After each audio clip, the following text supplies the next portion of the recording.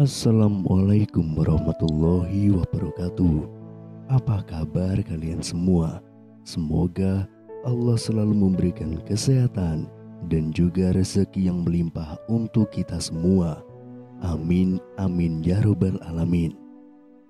Bantu channel ini dengan cara subscribe dan semoga kisah ini bisa bermanfaat untuk kita semua.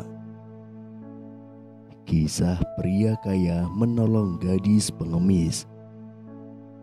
Pria kaya ini membela gadis kecil yang mengemis di dekat toko. Ketika melihat matanya, dia menyadari telah melihat gadis kecil itu sebelumnya. Seorang pria kaya menyelamatkan seorang gadis kecil miskin yang mengemis di luar mal pada saat ketika seorang penjaga mengancam akan mengusirnya. Namun ketika dia melihatnya dengan lebih baik, dia bingung dengan mata zamrudnya yang besar dan polos yang dia kenal dari tempat lain. Seorang pengusaha bernama Abdul tidak bisa mempercayai matanya ketika dia melihat seorang gadis kecil yang meminta uang kepada orang yang lewat di depan sebuah toko di pusat kota. Abdul melihat para penjaga toko mengancamnya, tetapi dia menolak pergi dan tetap duduk di tangga. Seorang penjaga akhirnya meraih tangannya dan mulai menyeretnya menuruni tangga. Gadis malang itu mulai menangis dan Abdul tidak bisa menahan diri untuk tidak membantunya. "Permisi tuan," dia memanggil penjaga. "Tolong tenang dan tinggalkan gadis kecil itu sendiri. Kamu belum pernah bertemu dengan gadis kecil ini. Dia datang ke sini setiap hari dan mengganggu semua orang yang mengunjungi toko. Ikuti saranku dan pergi saja. Jangan buang waktumu untuknya," kata penjaga toko itu. "Tidak apa-apa tuan," Abdul meyakinkannya dengan sabar. "Aku akan menjaganya." "Sungguh? Oke, lakukan apa yang kamu inginkan. Tapi aku tidak ingin melihatnya mengganggu orang lain lagi. Jika dia melakukannya lagi, aku akan menendangnya keluar," katanya sambil keluar pergi. Abdul berjongkok dan menghadap gadis kecil itu yang berdiri dengan kepala tertunduk terisak dan rambut panjangnya tergerai di wajahnya.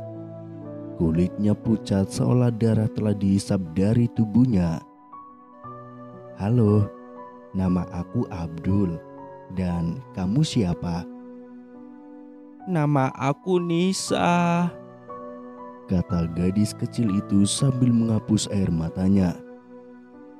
"Jadi, Nisa, apa yang kamu lakukan di sini sendirian?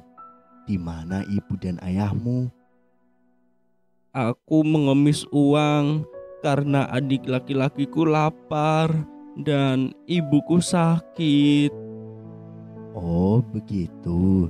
Jangan khawatir ya Nisa, aku akan membantumu," kata Abdul tersenyum cerah padanya. "Bagaimana kalau aku membantumu membeli makanan untuk adik laki-lakimu dan baju baru untuk kamu sendiri? Pakaianmu sudah nampak kotor, ada mall di sini. Maukah kamu ikut denganku?" Dia bertanya, memelurkan tangannya untuk dipegang. Nisa menatapnya dengan matanya yang besar dan polos, menyeka air matanya dan menggerakkan rambutnya yang berserakan di wajahnya, menunjukkan mata zamrudnya yang dalam. Ketika Abdul melihat matanya, dia hampir membeku di tempatnya dan tidak bisa mengalihkan pandangannya darinya. Dia menyadari bahwa dia telah melihat mata itu sejak lama ketika dia baru saja lulus. "Betulkah Om?" Nisa bertanya, memotong pikirannya. "Apa kamu benar-benar akan membantuku?" "Iya Nisa, Aku akan membantumu. Terima kasih. Kamu manis sama seperti ibuku. Nisa menjawab sambil memegang tangannya dan berjalan bersamanya ke mall. Nisa kemudian mendapatkan pakaian dan sepatu barunya serta makanan bayi untuk adiknya. Saat dia membayar di kasir, dia melihat Nisa menatap anak kecil yang sedang makan es krim bersama orang tuanya. Cara dia memandangnya membuat Abdul sadar bahwa dia mungkin belum makan selama berhari-hari. Jika tidak, pasti berminggu-minggu. Jadi, setelah berbelanja, dia membawanya ke restoran dan memesankan burger keju besar dan coklat kocok. Nisa menerka makanan segera setelah tiba dan Abdul tidak bisa mengalihkan pandangannya darinya, terutama matanya. Di mana kamu tinggal, Nisa? Dia dengan lembut bertanya saat dia selesai makan. Apakah tempat kamu itu dekat dengan toko tempat kamu duduk tadi? Iya.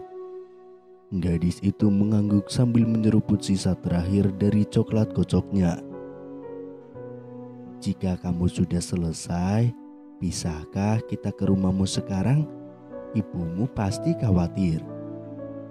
Iya, katanya riang saat dia berdiri. Abdul pun mengantarkannya pulang. Dan ketika dia melihat bangunan bobrok tempat tinggal keluarga Nisa, dia tidak bisa merasa tidak kasihan padanya. Tolong tunggu di sini, aku akan memanggil ibu, kata Nisa. Nisa berlalu masuk. Ibu, ibu di mana? Ibu, keluar bu. Abdul bisa mendengar suaranya semakin samar. Dan butuh 2 menit sebelum ibu Nisa muncul dari dalam, menggendong bayi kecil di lengannya. Abdul menjatuhkan tas belanja dari tangannya ketika dia melihatnya. Dia tampak rapuh dan miskin, tapi dia bukan orang asing baginya. Dia adalah cinta pertamanya, Nuri, yang memiliki mata zamrud yang sama dengan Nisa. Nuri, apakah itu benar kamu? Serunya, matanya melebar karena terkejut. Aku pikir kamu pindah ke luar negeri bersama suamimu. Itu yang dikatakan pemilik rumahmu padaku. Aku tidak percaya kamu ada di sini. Bagaimana kamu menemukan rumahku? Dia bertanya sedikit malu dengan keadaannya. Sebenarnya, apa yang terjadi padamu, Nuri? Dan mengapa Nisa mengemis di jalanan? Apakah kamu tahu di mana aku menemukannya? Dia itu sedang duduk di luar toko meminta uang. Apa? Mata Nuri berkaca-kaca. Saya tidak tahu itu. Dia bilang dia akan keluar untuk bermain. Jelas bukan itu masalahnya. Nisa seharusnya tidak melakukan semua itu. Nuri, sebenarnya apa yang sudah terjadi? Tolong jangan merasa buruk tentang apapun dan beritahu aku. Tolong. Iya, maukah kamu masuk? Aku sedang tidak enak badan, jadi aku tidak bisa berdiri terlalu lama. Oh, baiklah, ayo ke dalam. Abdul bisa melihat rumah Nuri sangat membutuhkan perbaikan. Seluruh rumahnya hanya memiliki satu ruangan, hanya ruangan kecil yang dibagi rata oleh dapur dan meja kecil yang ditumpuk dengan piring-piring kotor. Ada kasur kotor di tengah ruangan tempat dia tidur dan sofa usang di sudut lain. Ceritanya panjang, Abdul. kata Nuri, matanya berkaca-kaca. Suamiku dan aku telah pindah ke luar negeri, tetapi kami kembali setelah beberapa tahun. Kami pindah dengan mertuaku, tetapi setelah suamiku meninggal karena terkena serangan jantung 6 bulan yang lalu, mertuaku mengusirku. Aku bekerja dengan sangat keras untuk anak-anakku yang berdampak pada kesehatanku. Tapi aku tidak peduli. Aku terus bekerja sampai aku berbaring di tempat tidur. Ngomong-ngomong, bagaimana dengan kamu? Aku pikir kamu pergi ke kota untuk belajar yang lebih tinggi. Sudah Nuri, aku kembali ke sini untuk mencarimu. Tapi sudah terlambat dan kamu sudah menikah. Jadi kamu sudah punya istri dan anak juga? Tidak, tentu saja aku sudah berjanji padamu Nuri bahwa aku akan menikahimu. Aku tidak akan melanggarnya. Aku menungguimu. Sesungguhnya aku siap untuk menjagamu dan anak-anakmu. Aku sudah bertemu dengan Nisa dan aku ingin memiliki anak seperti dia. Tapi Abdul, aku butuh waktu untuk mempertimbangkan ini. Kau tahu kan, semua ini terjadi begitu cepat. Luangkan waktumu Nuri, tapi tolong kamu tidak tinggal di sini lagi ya. Kalian ikut denganku. Nisa layak pergi bersekolah dan belajar daripada mengemis. Dan kamu berhak mendapatkan kehidupan yang lebih baik. Aku tidak memintamu untuk terburu-buru melakukan apapun. Kamu punya banyak waktu untuk mempertimbangkan apa yang kamu inginkan. Nuri tidak menyetujui permintaan Abdul untuk tinggal bersamanya. Tapi dia bersikeras sehingga Nuri tidak punya pilihan lain untuk mengikutinya.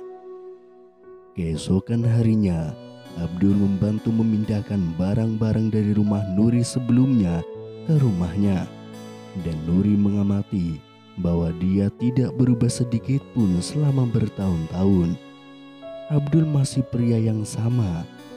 Dia memiliki perhatian yang akan melakukan segalanya untuknya. Dia menemaninya ke kunjungannya ke dokter dan merawatnya, menghadiri acara sekolah Nisa sebagai orang tua, bahkan merawat bayinya Dino. Setelah melihat cinta dan dedikasinya, Nuri tidak bisa tidak jatuh cinta lagi padanya. 6 bulan kemudian dia melamarnya dan Abdul tentu saja mengganggu hatinya. Mereka memutuskan untuk mengikat simpul dalam acara pernikahan di sebuah musola kecil. Nisa kecil sangat senang memiliki Abdul sebagai ayah barunya, dan Abdul serta Nuri senang mereka akhirnya bersama. Apa yang kita bisa pelajari dari kisah ini? Anda tidak bertemu dengan seseorang dengan kebetulan. Abdul dan Nuri sudah ditakdirkan untuk bersama. Itulah mengapa dia dipertemukan dengan Nisa. Cinta tidak mengenal batas. Abdul sangat mencintai Nuri, bahkan dia rela untuk menunggunya bertahun-tahun. Semoga kita bisa mengambil hikmah dan pelajaran dari kisah tersebut. Wallahu a'lam bishawab. Wassalamualaikum warahmatullahi wabarakatuh.